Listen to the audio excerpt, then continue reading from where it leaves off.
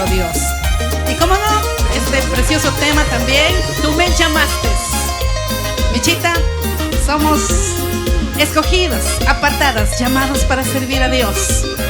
Y como no, mientras Dios nos dé vida en todas las áreas que podamos servir a Dios, hagámoslo de todo corazón, como para nuestro papito Dios.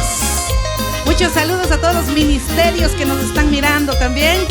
Sigamos adelante. Tú me llamaste y me escogiste para servirte solo a ti. Tú me llamaste y me escogiste para servirte solo a ti, porque me apartaste desde el vientre de mi madre, te serviré, porque me apartaste desde el vientre de mi madre, te serviré, Señor, te serviré, Señor, mientras yo viva, te serviré, te seguiré, Señor, te seguiré, Señor, mientras yo viva, te seguiré.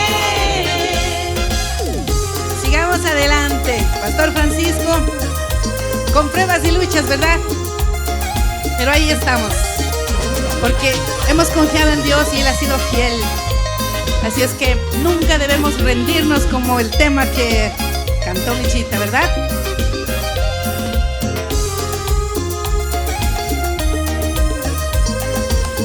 Gracias te damos, Señor, por esta bendita oportunidad.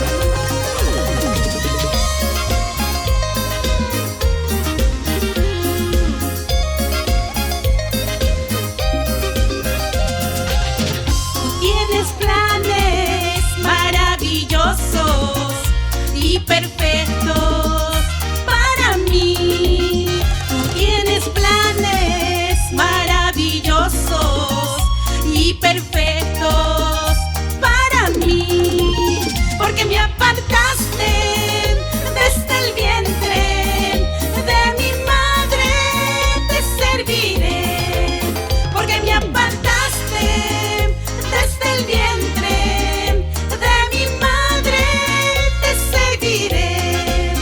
te serviré,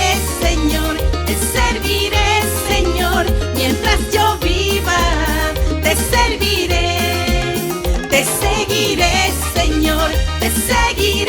Señor, mientras yo viva, te seguiré. Todos los que estamos en este lugar, sigamos siempre al Señor, sirviéndole con amor y temor.